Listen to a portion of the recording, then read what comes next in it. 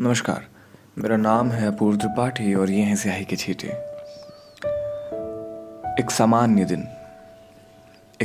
दिन खेलती कूदती गुड्डे गुड़ियों का विवाह करने वाली आयु पिता की दुलारी थी। पता ही ना चला कब उसने सावन देख लिए 18। ब्याह तय हो गया उसका, सावन की तारीख थी 12। समझाई जाती, फुसलाई जाती, क्या करना है और क्या नहीं ये सिखलाई जाती। मुंडेर पर चढ़ी निहार रही उन राहों को जिनसे एक नया जीवन उस तक चलकर आने वाला था। उसे और किसी रंग की मानो जानकारी ही नहीं थी। न वो लाल रंग को न ही हरे रंग को जानती थी। प्रेम का सफेद रंग उस पर चढ़ चला था अब शायद। ऊंची लंबी कदकाठी के मालिक और हंसती हुई आंखों को देखकर उसका हृदय मानो कैलाश की ऊंचाइयों को नाप कर वापस आ रहा हो।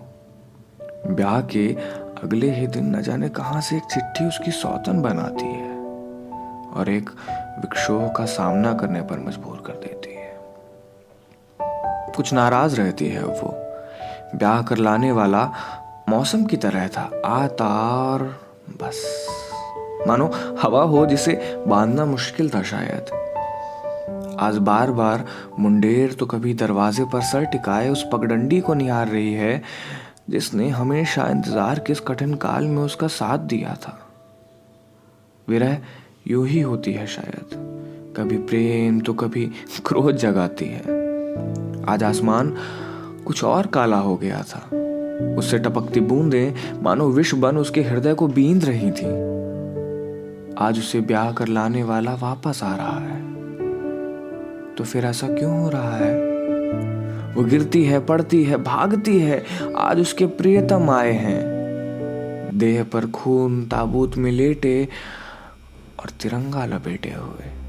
उसकी आंखें आज बंजर हो गई हैं शायद। जिस घर के आंगन ने उसे कभी शांति से बैठे नहीं देखा, फुदकते रहने वाला उसका बच्चा आज यूं ही चुपचाप लेटा हुआ है। उससे बात ही नहीं करता।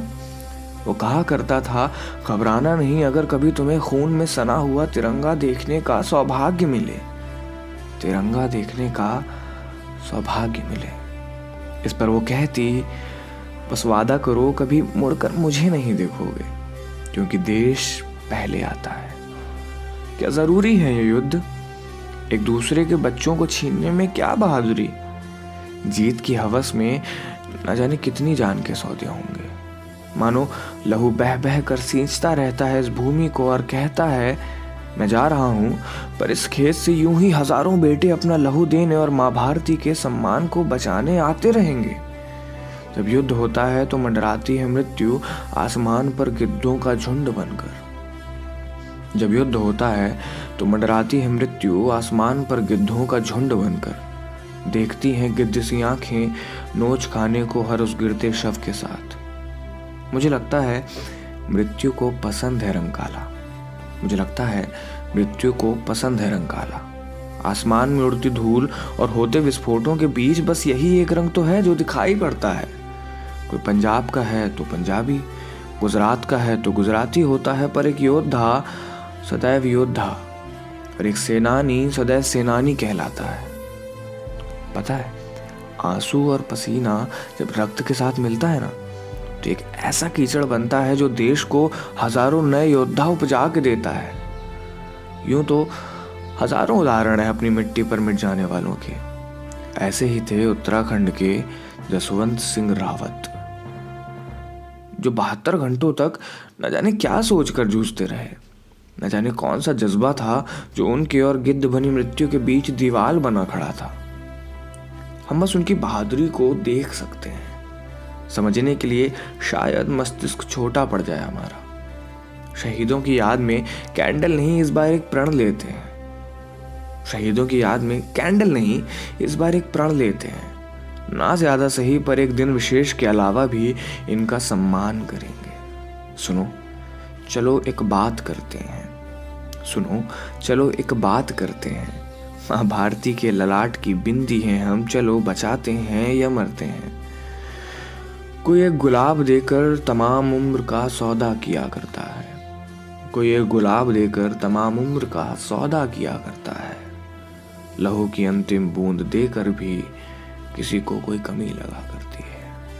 लहू की अंतिम बूंद देकर भी किसी को एक कमी लगा करती है। हमारे योद्धाओं के लिए। मेरा नाम है अपूर्व त्रिपाठी और ये हैं स्याही के छींटे। नमस्कार। 14 फरवरी सन 2019 को पुलवामा में हमारे सैनिकों को ले जाने वाली गाड़ी पर एक आत्मघाती हमला हुआ, जिसमें हमारे 45 जवान शहीद हो गए।